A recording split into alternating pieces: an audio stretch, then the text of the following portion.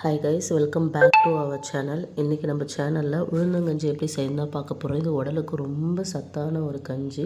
அதுக்கு முன்னாடி ஒரு ஆன்லைன் ஆப்பை பற்றி பார்த்துக்கலாம். அதோட நேம் வந்து பை மோட். இதில் நம்ம வீட்டுக்கு தேவையான அத்தனை க்ராசரிஸ் எல்லா மசாலா ஐட்டம்ஸ் இதில் கிடைக்கும். நான் அதோட லிங்க்கை டிஸ்கிரிப்ஷனில் கொடுக்குறேன், செக் அவுட் பண்ணி பாருங்கள். இதோட பேர் பை மோட்.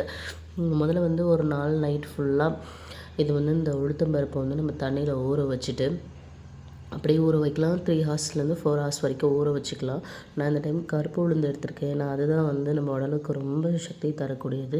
இது வந்து பார்த்திங்கன்னா ரொம்ப லீனாக இருக்கிற குழந்தைங்களுக்கு கொடுத்திங்கன்னா கூட அந்த குழந்தைங்க நல்லா வந்து பார்த்திங்கன்னா வெயிட் போடும்.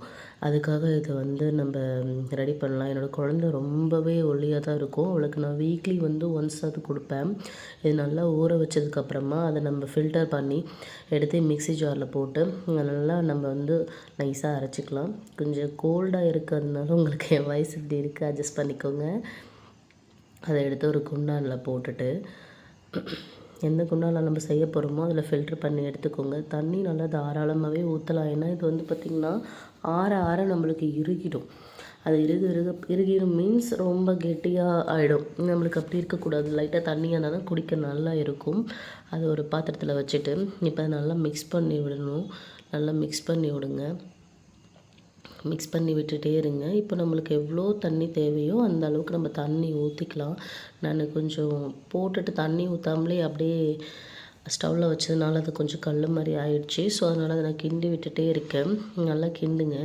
கிண்டினதுக்கப்புறமா அது பாருங்க கெட்டியாக இருக்கிறது தெரியுதுங்களா? தண்ணி உங்களுக்கு எவ்வளோ தேவையோ அவ்வளோ ஊற்றிக்கோங்க. நான் வந்து நல்லா ஒரு 2 சொம்பு தண்ணி அளவுக்கு ஊற்றுறேன். அதாவது 1/2 லிட்டர் ஊற்றுறேன். நல்லா பாருங்கள், தண்ணி ஊற்றிட்டு நல்லா மிக்ஸ் பண்ணிகிட்டே இருங்க. மிக்ஸ் பண்ணிகிட்டே இருங்க. லைட்டாக அது வந்து நுரக்கட்ட ஸ்டார்ட் ஆகும். இந்த டைமில் நம்ம ஏலக்காய் இருக்குது இல்லைங்களா, அது தட்டி வச்சுருக்கிறது போடணும். ஏன்னா ஃப்ளேவர்ஸ் நல்லா இருக்கும். அதுக்காக எனக்கு பிடிக்கும், அது போடுங்க. இப்போ துருவின தேங்காய் இருக்கும் பார்த்தீங்களா, அந்த தேங்காவை எடுத்து நல்லா துருவி வச்சுக்கோங்க. இது போட்டாலும் நல்லா டேஸ்ட்டாக இருக்கும். இந்த தேங்காவையும் அப்படியே மேலே தூவி விட்டுட்டு அப்படியே கிளற செய்யுங்க. அவ்வளோதான். இது லைட்டாக அப்படியே பொங்க வர்ற மாதிரி இருக்கும். அடுப்பை ஸ்லோவில் வச்சுக்கோங்க.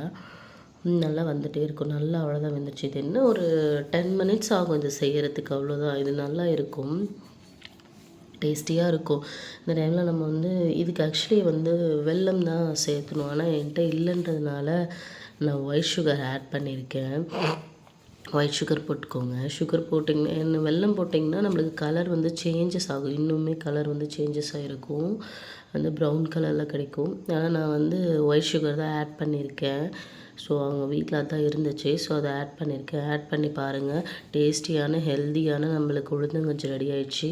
அவ்வளோதாங்க கைஸ். இந்த மாதிரியான வீடியோஸ் பார்க்கறதுக்கு நம்ம வீடியோவை நம்ம சேனலில் சப்ஸ்கிரைப் பண்ணுங்கள், லைக் பண்ணுங்கள், ஷேர் பண்ணுங்கள். தேங்க்யூ.